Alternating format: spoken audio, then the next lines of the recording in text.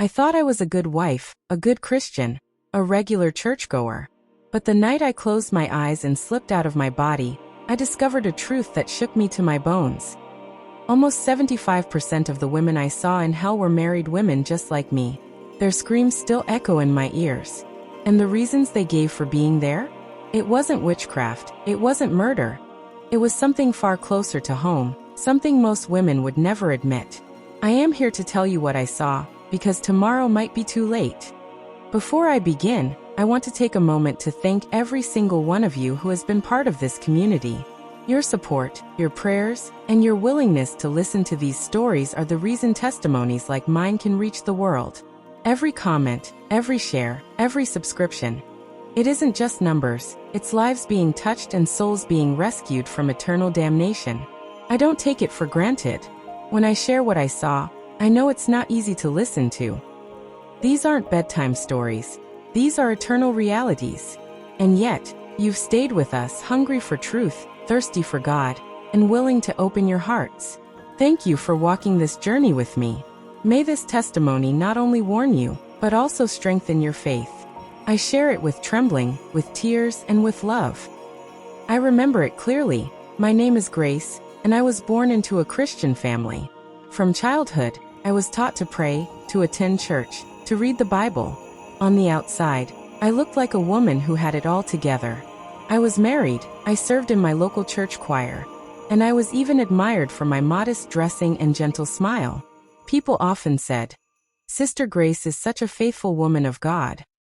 But deep inside, I was broken. My marriage was a battlefield I didn't talk about. My husband was a kind man, hardworking and prayerful, but when it came to intimacy, he could never last long. At first, I told myself love was enough, that marriage was about more than the bedroom. But slowly, dissatisfaction began to eat away at me. I started comparing him to other men, imagining what it would feel like to be truly satisfied. I carried this secret shame in silence. When the devil whispers, he never shouts, he plants tiny thoughts. Mine were, "Grace, you're still young. You deserve to feel like a real woman. No one will ever know if you just try." I fought it at first, but temptation grew. I became a woman with two faces. One face worshiping in church, the other seeking men outside, hiding behind lies. I would tell my husband I had late choir practice, or women's fellowship, but I was slipping into the arms of strangers. Each time, guilt would stab me. I would cry before God, promising never again, but then the cycle continued. Deep down I thought, God is merciful. At least I still pray. At least I still go to church. Surely He will understand my weakness. I never imagined that adultery, something I excused as personal struggle, could be the very chain that dragged me to hell. Before my experience, I hardly believed in hell. I thought it was a story pastors used to scare people into holiness.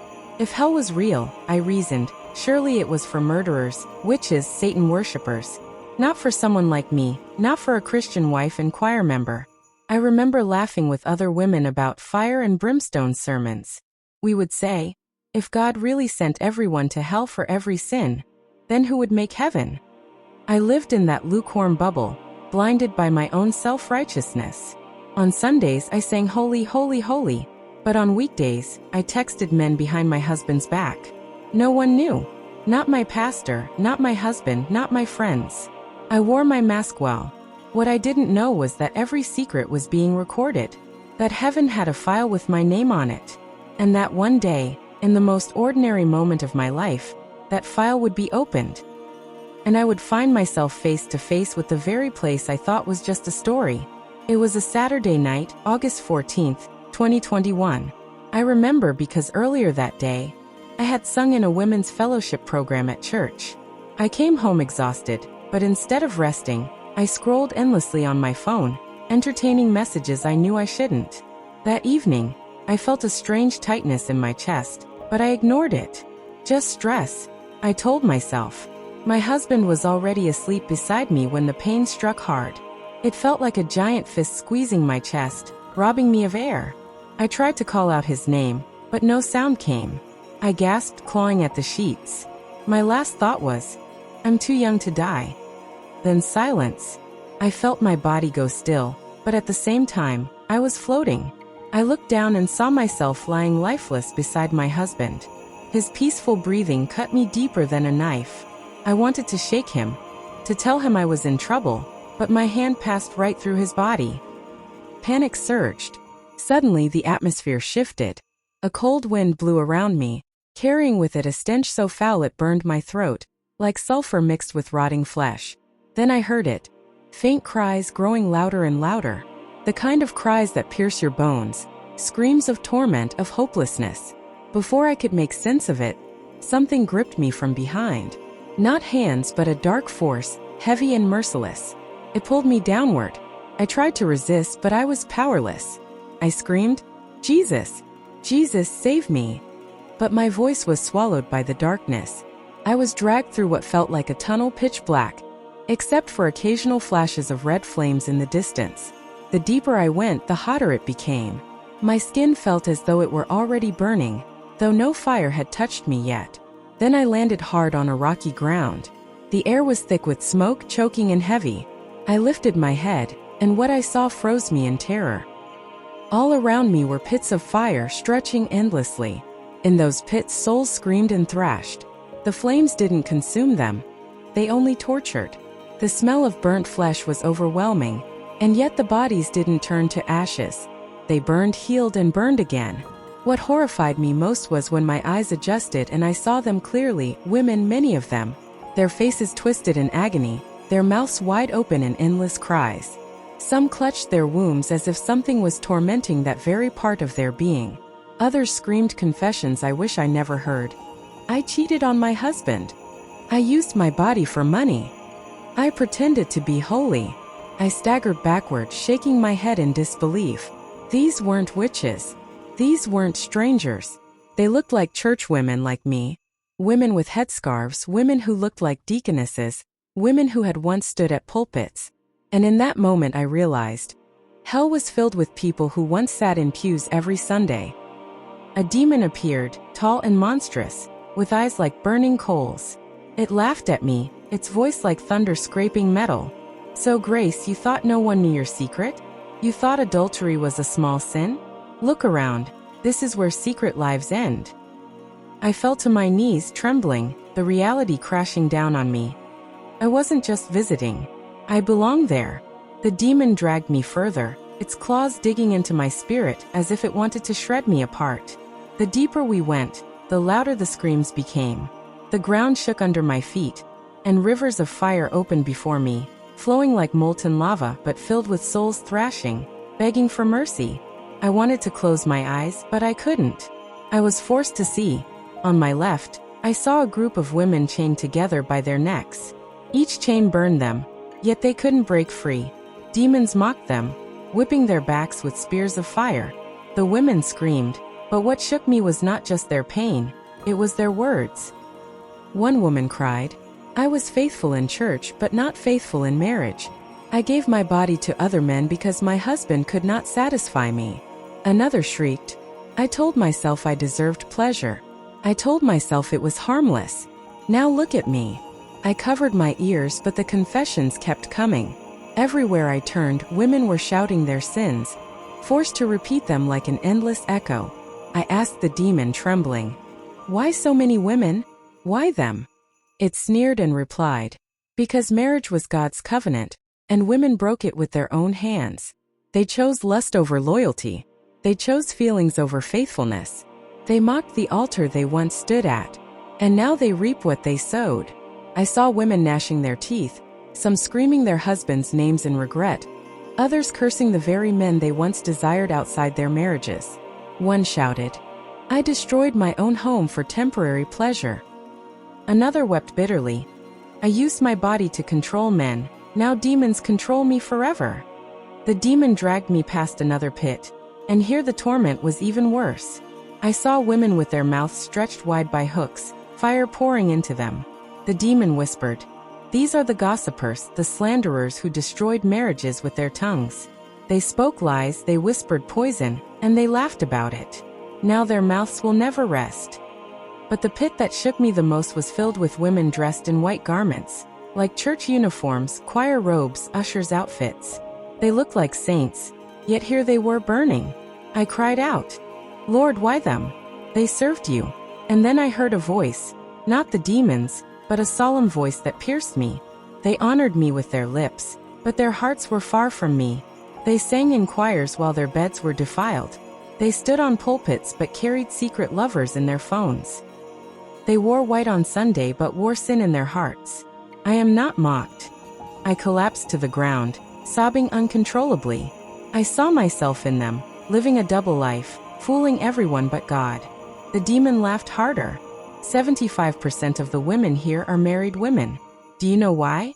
Because they thought marriage gave them a license to sin secretly. They thought no one would ever know. But everything is written. Nothing is hidden. I looked again, and the horror was unbearable. These women weren't strangers. They were reflections of me. My secret adultery, my excuses, my pride. It was all there on display in flames. I screamed with everything in me, "Jesus, please don't leave me here. Please." The demon yanked me closer to the fire, its grip like iron. "Your place is here, Grace. This is what you chose." And just as I was about to be thrown into the pit, a blinding light pierced the darkness. The ground shook, demons scattered like ashes in the wind, and for the first time since I left my body, I felt hope. Just as the demon raised its claw to hurl me into the flames, the entire atmosphere shifted. A light brighter than 1,000 suns exploded through the darkness. The fire pits trembled, the screams of souls paused, and the demons shrieked in terror, covering their faces as if the light was unbearable. Out of that radiance came a voice. Not thunder, not anger, but a voice filled with authority and sorrow all at once. "Enough. This one's time has not yet come." The demon released me instantly, shrieking in frustration, as if it had lost a prized possession. I collapsed on the burning ground, trembling, unable to lift my head. The light grew closer, and suddenly I was no longer surrounded by torment. I was enveloped in warmth. Through my tears I saw him, Jesus. His robe glistened, pure and spotless, his face shone with compassion, yet his eyes pierced me so deeply that I felt naked before him. I tried to speak but could only stammer. "Lord, I didn't know. I didn't think." He raised his hand, and his voice thundered in my spirit. "You knew. My word is clear. You chose sin and covered it with religion. You sang in choirs but your heart was far from me. You preached faithfulness but betrayed your covenant. Did you think I did not see?" I fell on my face sobbing. The weight of my guilt crushed me. Every affair, every lie, every lustful thought replayed before me like a film. I screamed in shame, "Lord, forgive me. I'll never do it again, I promise. Just give me one more chance." Jesus looked at me with eyes that broke me completely. There was no hatred in them, only grief, as if my sin had pierced his heart. Then he said, softly but firmly, "Grace, go back. Tell them what you saw. Tell my daughters that marriage is my covenant, not a playground for lust. Tell them that secret sins will find them out. Tell them that the altar they despise will judge them. And tell them hell is real." I shook my head, still weeping. "But Lord, they won't believe me." His voice thundered again. "Whether they believe or not, warn them. For many are walking the same path. 75% of women here were once married. They excused their adultery. They justified their desires. But I am a holy God. Without holiness, no one will see me." At that moment, his light wrapped around me like a blanket. The fire, the screams, the demons, they all faded away. I felt myself being lifted, rising higher and higher, as if carried on wings.